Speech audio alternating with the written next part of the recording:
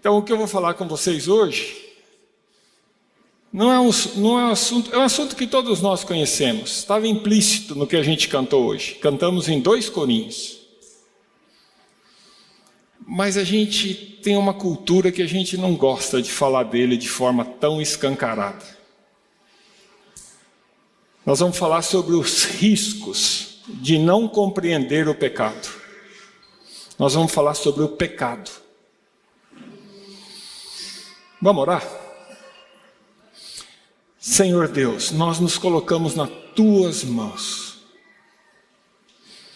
Assim como o Senhor nos preparou com o louvor, para que a gente cantasse, que hoje somos limpos, purificados como a neve, por causa do Teu sangue na cruz, que nos purifica de todo o pecado. Que o Senhor fale e age no nosso meio, que a minha boca fale apenas aquilo que o Senhor quer dizer, que a gente ouça o que o Senhor quer falar, que o poder da Tua palavra nos convença, nos mostre, nos transforme. Em nome de Jesus, amém. Nós vamos ler 1 João, o capítulo 1, versos 8 e 10. Está aí no telão, quem estiver em casa pode nos acompanhar. Essa passagem pequena diz assim: se afirmamos que estamos sem pecado, enganamo-nos a nós mesmos e a verdade não está em nós. Se confessarmos os nossos pecados, Ele é fiel e justo para nos perdoar dos pecados e nos purificar de toda injustiça. Se afirmarmos que não temos cometido pecado, fazemos de Deus um mentiroso e a Sua palavra não está em nós. Esse tema, e até naquele livro que eu comentei com vocês, ele chama da doutrina do pecado, é urgente e é muito atual. Então, a gente tem estudado as cartas de João, estamos na primeira carta, nos domingos, você é nosso convidado. E eu já falei para vocês aqui que as cartas de João são muito atuais, pois elas trazem a verdade do Evangelho de uma forma direta, com uma linguagem que é simples, sem rodeios. Diferente do pensar atual, para muitos hoje tudo é relativo, João vai direto, João é absoluto. Não há tolerância para aquilo que não é conforme o Evangelho, que ele aprendeu diretamente de Jesus. Um dos pontos cardeais que João reforça e busca deixar claro em seus escritos, tanto no Evangelho de João quanto nas cartas de João, é o pecado, a nossa natureza pecaminosa e as consequências do pecado. O Evangelho de João, nós já falamos aqui, vocês já sabem também, que ele tem um público diferente. O objetivo do escrito de João é para um público diferente das cartas de João. Mas em ambos, João endereça o pecado com muita ênfase, mostrando a presença na vida dos seus leitores. E nós estamos falando de 2 tipos de leitores diferentes: aqueles que não criam ainda, não tinham aceito a Jesus, e naqueles que já eram da igreja, que já aceitaram a Jesus. O texto que nós lemos é o texto da carta de João escrito para a igreja. O Evangelho de João foi escrito para a evangelização, para demonstrar que Jesus é o Cristo, para que, crendo nele, aqueles que não aceitaram a Jesus possam ter salvação das consequências do pecado e então ter vida eterna. Lá em João 8, 24, no Evangelho de João, Jesus disse assim: Eu lhes disse que vocês morrerão em seus pecados. Se vocês não crerem que eu sou, de fato morrerão em seus pecados.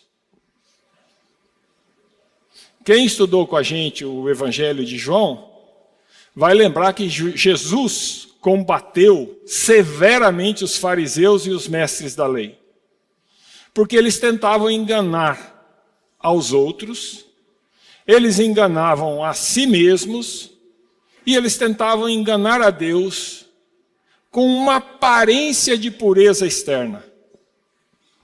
Jesus combate essa tentativa de não reconhecimento do pecado na vida deles, de forma muito veemente, expondo que, na verdade, eles viviam em pecado, pois seu interior era podre, sua natureza era pecaminosa. E neste verso que a gente leu, João 8, 24, Jesus vai direto dizendo que a menos que eles parem de tentar enganar e reconheçam a Cristo, reconheçam os seus pecados, eles morrerão eternamente. Nas cartas de João é diferente. O apóstolo está escrevendo para pessoas que já creem em Jesus. São participantes da primeira igreja, ou das primeiras igrejas. E mesmo assim, João está enfatizando a natureza pecaminosa, reforçando que o pecado é uma realidade com a qual ainda nos deparamos, mesmo depois de aceitado Jesus como Salvador, até que a gente seja completamente transformado, e isso só vai acontecer no dia que Jesus vier pela segunda vez. É interessante, nesse textinho que a gente leu aí, 3 versículos, a palavra pecado aparece 4 vezes. Na primeira carta de João, a palavra pecado aparece 27 vezes. Eu sempre falo isso, a gente conhece João como o discípulo amado, o discípulo do amor. Mas João é firme. Em ambos os casos, João está se posicionando firmemente sobre a presença do pecado e as suas consequências. Na época de Jesus, os fariseus estavam enganados ao pensarem que por suas próprias ações eles podiam vencer o pecado.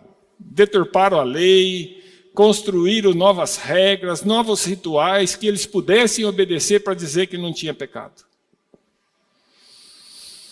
Na época das primeiras igrejas, os primeiros séculos, o gnosticismo tentava incutir que não havia nenhuma importância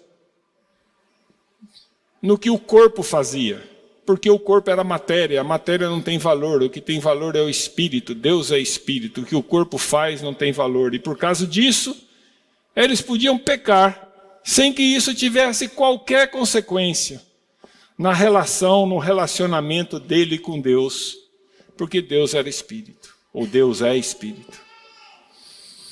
É impressionante como o diabo usa sempre artifícios para a gente achar que a gente ou não tem pecado, ou que a gente é bom o suficiente. Ele busca formas de enganar as pessoas a respeito do pecado. Além da postura dos fariseus que a gente falou, do gnosticismo que a gente falou, você vai lembrar de uma terceira forma de engano que aparece na Bíblia, que foi combatido no livro de Judas, foi combatido por Paulo, que era aquela que falava assim: se a graça de Deus perdoa todos os pecados, vamos pecar. Quanto mais a gente pecar, mais a graça vai se fazer presente, maior vai ser a graça. E Paulo fala assim em Romanos 6, 1, 2, Que diremos então? Continuaremos pecando para que a graça aumente? E ele dá a resposta clara: de maneira nenhuma. Ainda há uma outra maneira de nos enganar em relação ao pecado e a sua consequência, e essa outra maneira é muito comum nos dias de hoje. Ela, na concepção atual, o pecado não existe. É radicalismo quem até usa o termo pecado. A gente tenta, às vezes, quando vai falar com o outro, mudar a palavra, né? Fala de erro, fala de... né? Parece que hoje um pouco está mudando, mas até na criação dos próprios filhos, os pais tentam evitar falar que determinada coisa não pode ou está errado. A questão do certo e errado, hoje se diz que é relativo, é da cabeça de cada um, ou é uma questão de convenção. O importante é você ser coerente com o que você pensa, independente do que você pensa. E com aquilo que você pensa, é importante você estar bem com aquilo, pois no final, Deus, por ser um Deus de amor, vai perdoar a todos, receber a todos. Essa ideia é radicalmente contrária ao que está na Bíblia. Todas as formas que nós vimos lá do fariseu, do gnosticismo, da abundância do pecado para abundar a graça, ou aqui do relativismo, são artifícios usados pelo inimigo que tentam nos desviar de admitir nosso pecado e da necessidade de arrependimento e conversão.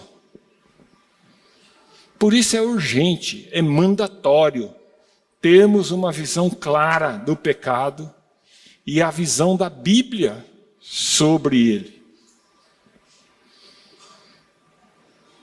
A igreja de hoje é comum, é o que a gente mais vê, quer pregar sobre o amor de Cristo. Isso é muito bom. Ao mesmo tempo, ela evita falar do pecado. Ao fazer assim, ela está amputando o Evangelho de Jesus. Ela está reconhecendo que Deus é amor e está esquecendo que Ele também é santo e justo. Esquecendo que por ser santo, Ele é inimigo do pecado. Ele não aceita o pecado. Está esquecendo que o pecado é inimizade contra Deus. Eu não vou aprofundar na doutrina do pecado. Não é minha intenção. No entanto, eu quero que você, que eu, que nós saiamos daqui hoje provocado a entender a importância de reconhecermos a realidade do pecado. Eu quero que você aumente a sua consciência sobre a devastação do pecado. Não é para que você viva no buraco, mas é para que você aumente sua dependência de Jesus Cristo e aumente o seu amor por Ele. Então, eu vou tentar fazer isso olhando em duas frentes. A primeira frente é mais uma pergunta. E eu queria que você refletisse sobre ele, sem a resposta automática que muitas vezes a gente usa. Por que Jesus morreu na cruz? A segunda frente que nós vamos falar são 3 riscos advindos da falta de atenção ao problema do pecado, riscos para a igreja. Antes da gente entrar nesses 2 pontos, primeiro assim, bem rápido, para a gente conceituar e a gente não ficar falando de coisas que a gente pensa diferente, vale a pena conceituar o que é pecado. Hoje a gente falou um pouco na lição sobre isso, e a definição que eu mais gosto é que pecado é errar o alvo. Mas qual o alvo? o alvo da vontade de Deus. Toda vez que a gente faz algo contrário à vontade de Deus, nós erramos. Nós pecamos. A Bíblia descreve o pecado como a rebelião contra as normas de Deus. Está na carta de João, 1 João 3,4. Todo aquele que pratica o pecado transgride a lei. De fato, olha a definição, está clara. De fato, o pecado é a transgressão da lei. Que lei é essa? A lei moral de Deus. É a vontade de Deus. O pecado é deixar de atingir o alvo que Deus estabeleceu para nós. É transgredir a lei de Deus. É ofender a pureza de Deus pela nossa corrupção. E incorrer em culpa diante de Deus, que é santo. E Ele é o santo juiz. O pecado é aquela energia que tem dentro de nós que provoca uma reação negativa e rebelde contra o senhorio de Deus. É uma mentalidade que luta contra Deus para não fazer o papel ou a vontade que Deus quer dentro da vida da gente. A gente quer fazer o papel de Deus, não quer que Ele faça, que Ele seja o Senhor da nossa vida. A raiz do pecado é o orgulho, o egoísmo, a inimizade contra Deus, que reage contra o controle de Deus em nossas vidas. Agora, presta atenção num negócio. Os atos pecaminosos não é a doença. Os atos pecaminosos é sintoma da doença. A doença está dentro de nós. Quando a gente comete um erro, aquilo é a execução do que a gente tem dentro de nós. O grande problema está dentro de nós. São os pensamentos, os desejos que expressam a deliberada oposição do coração pecaminoso às reivindicações de Deus sobre nossa vida. O pecado é então a quebra da vontade de Deus ou a falta de conformidade com ela em qualquer aspecto da nossa vida, quer nos pensamentos, atos ou palavras. O câncer, lembra disso, o câncer do pecado está dentro de nós. Não basta ter autocontrole para não fazer ação errada, não é o que o fariseu tentava fazer, pois o erro está lá dentro.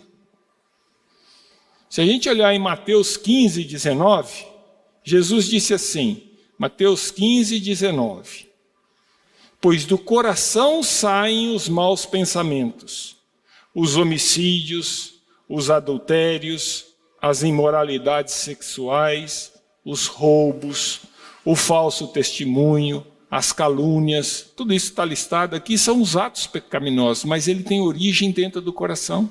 Foi isso que Jesus nos ensinou. Jesus enfatizou isso no Sermão do Monte, quando ele expandiu o entendimento que os fariseus tinham da lei de Moisés, usando alguns exemplos, mas se a gente olhar aqui o exemplo do assassinato, que a gente teve a oportunidade de juntos conversarmos aqui, Jesus mostrou o quanto que a interpretação do ato era errado. Falando que o pecado não estava só quando você de fato tirou a vida da pessoa, mas você estava matando o teu próximo, quando você se ira contra ele, quando você deseja o mal para ele. O problema está lá dentro, está nas intenções, está na nossa natureza. Falado sobre o conceito do pecado, vamos voltar lá naquelas duas frentes. A primeira frente é uma pergunta, e nós vamos aprofundar um pouquinho nela. Por que que Jesus morreu na cruz? Se nós não admitirmos a natureza pecaminosa do ser humano, nós não vamos entender por que que Jesus morreu na cruz. Se não entendemos que Deus é santo e que o pecado é inimizade contra Deus, nós não vamos entender por que Jesus morreu na cruz. Se nós não entendermos que somos incapazes de agradar a Deus por nossos méritos, por nossas ações, que somos incapazes de mudar essa natureza pecaminosa que está dentro de nós, nós não vamos entender por que Jesus morreu na cruz.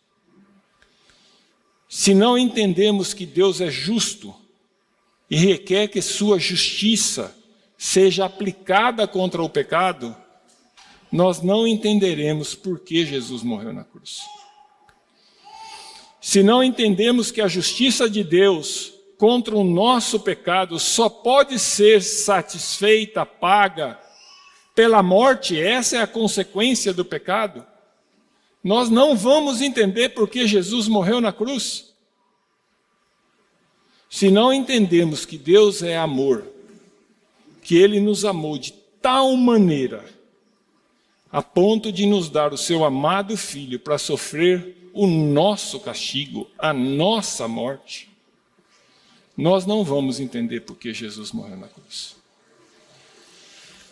Jesus morreu na cruz por causa do meu pecado, por causa do seu pecado. Não foram os judeus que mataram Jesus na cruz. Ele morreu na cruz, derramou seu sangue, sem pecado, para que você, para que eu, sejamos libertos do pecado e possamos ser amigos de Deus. Jesus se humilhou, veio ao mundo, morreu na forma de cruz, sofrendo todo o castigo dos nossos pecados, porque nem eu, nem você, nem ninguém teria condição de satisfazer a justiça de Deus. Lá em Hebreus 7, 27, está escrito assim: ao contrário dos outros sumos sacerdotes, ele, Jesus, não tem necessidade de oferecer sacrifício dia após dia. Primeiro por seus próprios pecados, porque ele não tinha pecado. E depois pelos pecados do povo. Ele fez isso de uma vez por todas, quando a si mesmo se ofereceu. Ele se fez sacrifício por nós, de forma definitiva, de forma completa.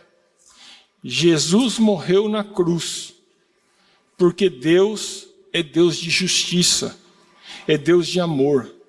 A cruz é o ponto mais alto da demonstração do amor de Deus pelo ser humano pecador.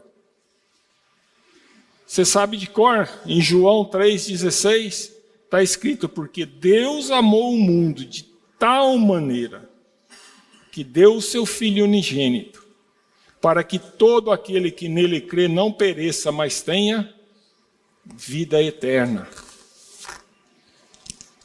A morte de Jesus na cruz foi a forma que Deus providenciou, e sempre quando eu falo isso eu lembro do Ricardo, né? Antes de haver que haja luz, haja cruz. É a forma que Deus providenciou para satisfazer seu amor por nós e cumprir sua justiça contra o nosso pecado. A morte de Jesus na cruz é um meio que Deus providenciou para que se fizesse possível termos vida livre do pecado, vida eterna, de intimidade e perfeita amizade com Deus e com Jesus, seu Filho. Somente aceitando a morte substitutiva de Jesus na cruz por mim e por você, é que você pode deixar de ser escravo do pecado e tornar-se amigo de Deus. Foi pelo amor de Deus, pela justiça de Deus, para que você possa deixar de ser escravo do pecado e se torne filho e amigo de Deus, que Jesus morreu na cruz. Vem comigo aqui, ó. O dia que você pensar ou tentar responder essa pergunta, por que Jesus morreu na cruz? Se você entendeu claramente, a tua resposta não vai ser dada sem você estar no meio da resposta. Jesus morreu na cruz por você. Respondida a pergunta do porquê Jesus morreu na cruz, deixe-me agora falar de 3 riscos advindos da falta de atenção a essa doutrina do pecado. São 3 riscos presentes na igreja de hoje. Vamos lá, acompanha comigo. Primeiro risco. O primeiro risco é o risco de um evangelismo superficial. Que é isso, Paulo? Não existe evangelismo autêntico, evangelho de Jesus, sem que se faça compreender a presença e a consequência do pecado. Romanos 3, 10 a 12, diz assim: não há nenhum justo, nenhum sequer. Não há ninguém que entenda, ninguém que busque a Deus. Todos se desviaram, tornaram-se juntamente inúteis. Não há ninguém que faça o bem, não há nenhum sequer. E depois em Romanos 3, 23, 24, um pouco mais abaixo, também um texto bastante conhecido, pois todos pecaram e estão destituídos da glória de Deus, sendo justificados gratuitamente por sua graça, por meio da redenção que há em Cristo Jesus. Só o indivíduo levado a perceber a própria culpa diante de Deus pode recorrer a Cristo e dele receber livramento dos seus pecados e redenção. O evangelho que chama a pessoa oferecendo Jesus como um amigo que lhe fará maravilhas, lhe dará sentido à vida, mas sem fazer real a antecedente convicção do pecado, não é o evangelho verdadeiro de Jesus Cristo. O verdadeiro evangelismo começa pela chamada ao arrependimento do pecado. Essa foi a pregação de Paulo, conforme está lá apontado em Atos 20 e 21. Veja aí na tela com a gente. Testifiquei, tanto a judeus como a gregos, que eles precisam converter-se a Deus com arrependimento. Arrependimento do quê? Dos pecados. E fé em nosso Senhor Jesus. Por isso, atenção, igreja. Sem a convicção do pecado e as suas consequências, nosso evangelismo será superficial. Segundo risco. Segundo risco é de uma santidade superficial. Sem a noção clara da natureza, da nossa natureza pecaminosa e da intolerância de Deus ao pecado, nós corremos o risco de sermos cristãos satisfeitos com a nossa pseudo-santidade. A gente vai ser satisfeito com aquele negócio raso. Jesus condenou a religião dos fariseus porque eles eram autossatisfeitos com a sua santidade de aparência. Nós teremos o caráter das bem-aventuranças, lembram delas? Quando tivermos claro em nós a mesma visão que Paulo tinha de sua natureza humana. Qual é a visão de Paulo? Está lá em Romanos 7, 24. Romanos 7, 24. Miserável homem que sou. Quem me libertará do corpo sujeito a essa morte? Essa é nossa realidade sem Jesus. Quando entendemos nossa pecaminosidade sem Cristo, seremos realmente pessoas pobres de espíritos, com convicção de falência espiritual, sem Cristo. Vamos chorar por não sermos capazes de atendermos à vontade de Deus. Vamos nos humilhar aos pés, famintos e sedentos da sua graça, do seu poder, do seu perdão. Essa condição de caráter, de pobre de espírito, nós só vamos ter o dia que a gente entender o peso do nosso pecado, a distância que nós temos do Deus que é santo, do Deus que é justo, do Deus que é puro. A falta da convicção do pecado resulta em uma santidade superficial. Ao entender o pecado, percebemos nossa absoluta necessidade de um poder maior que nos liberte e nos sustente. João 15:5. Jesus fala lá em João 15:5, eu sou a videira, vocês são os ramos. Se alguém permanecer em mim e eu nele, esse dará muito fruto, pois sem mim vocês não podem fazer coisa alguma. Quanto mais nós tivermos clareza do que é a nossa natureza, mais nós vamos nos achegar a Jesus, a Deus, mais dependente nós vamos ter, mais firmes nós vamos estar nessa ligadura com Deus, com a videira da vida.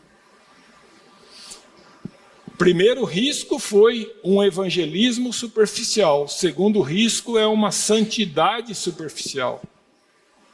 Terceiro risco é o risco de desvalorizar o amor de Deus. Você já se perguntou por que você não ama a Deus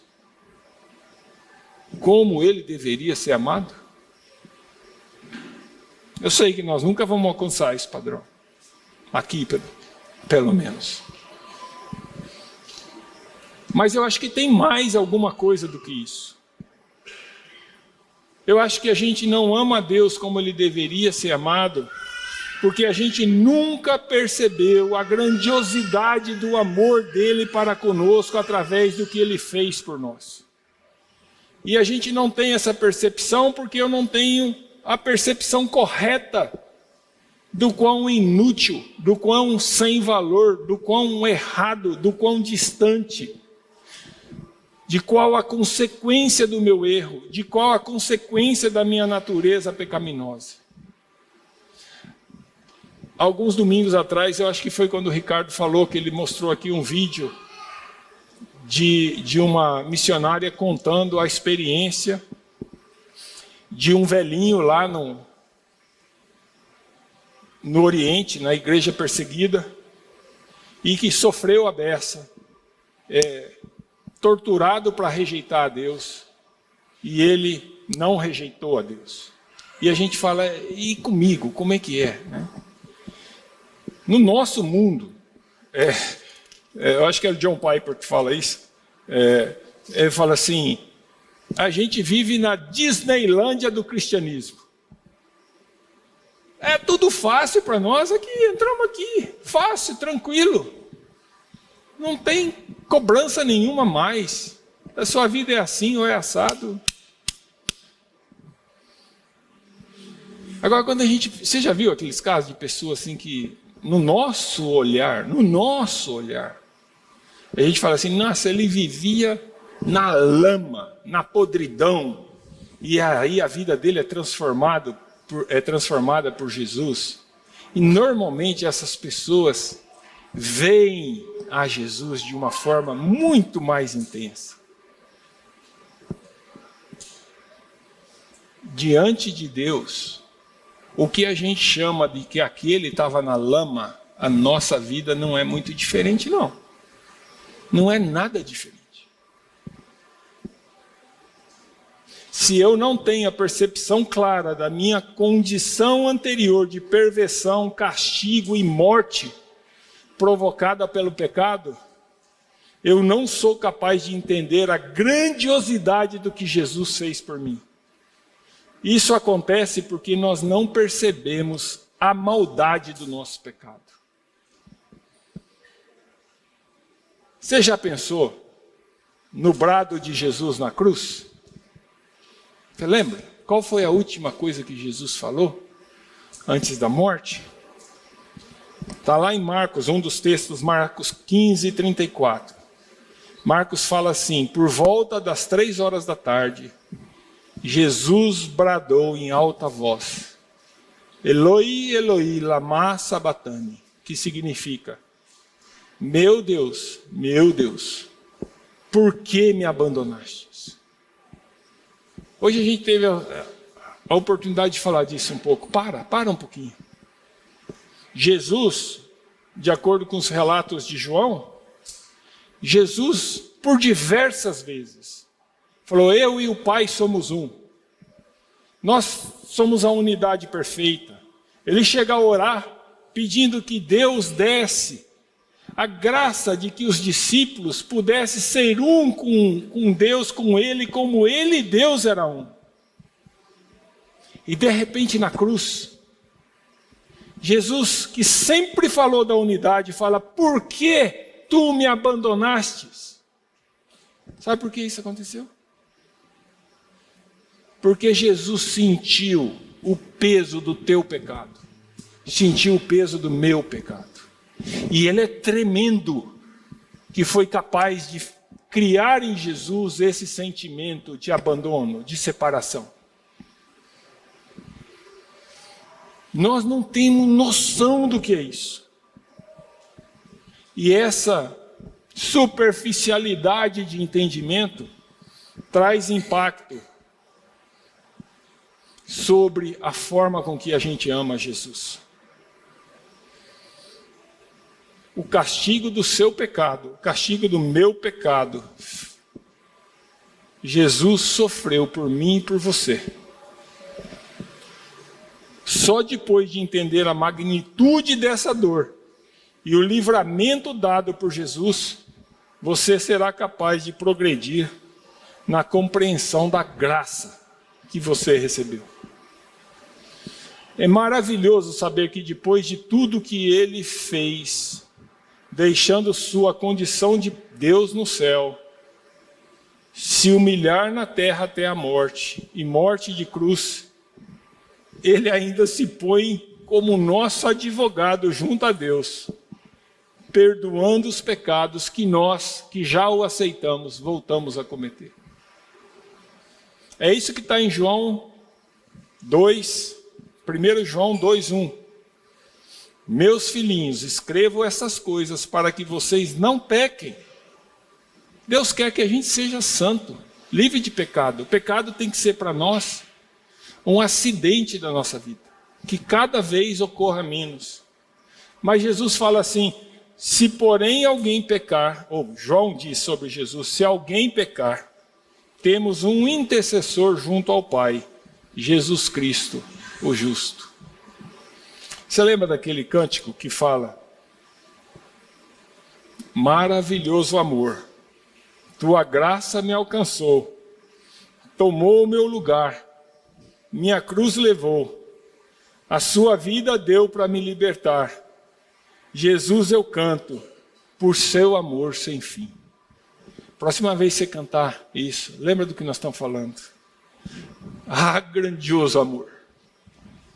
Lembra do que Jesus sofreu, fez na cruz, para providenciar a única alternativa. Nós cantamos hoje, o seu sangue, a única alternativa, para que a gente volte a ter relacionamento e seja aceito por Deus, aceito como filho, aceito como amigo.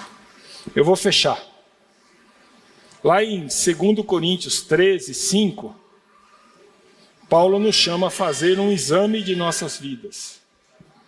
Paulo disse assim: examinem-se para ver se vocês estão na fé. Provem-se a si mesmos. Essa é uma convocação para que você com Deus, olha para a tua vida, olha para o que sustenta a tua fé. Eu quero repetir esse pedido do Paulo. Examine-se quanto à sua convicção do seu pecado, da sua necessidade da graça redentora de Deus. Eu tenho certeza que se a gente tiver uma visão melhor da consequência do pecado que temos, que tínhamos e foram e são perdoados por Deus, a nossa relação com Deus vai ser diferente. A nossa relação com Jesus vai ser diferente. E isso não vai provocar em você esse sentimento que a gente quer evitar, de ficar lá com a cabeça enfiada na terra, morto. Pelo contrário, isso vai te fazer muito mais feliz. Vai falar, oh maravilhosa graça, oh maravilhoso amor.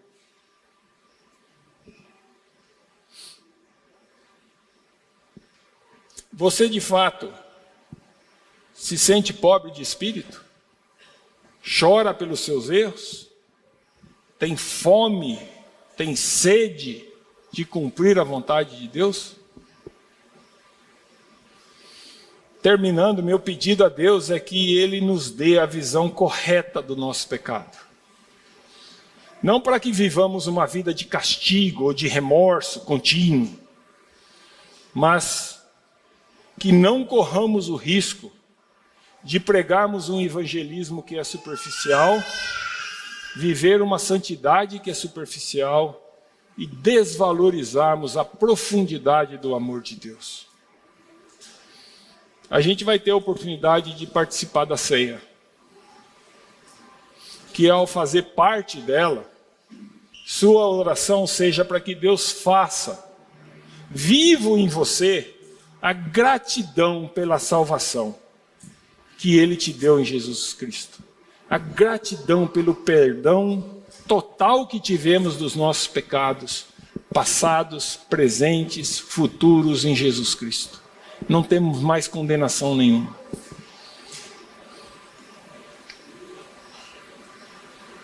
Se você ainda não tem Jesus como seu Salvador, mas entendeu que o seu pecado o mantém longe de Deus,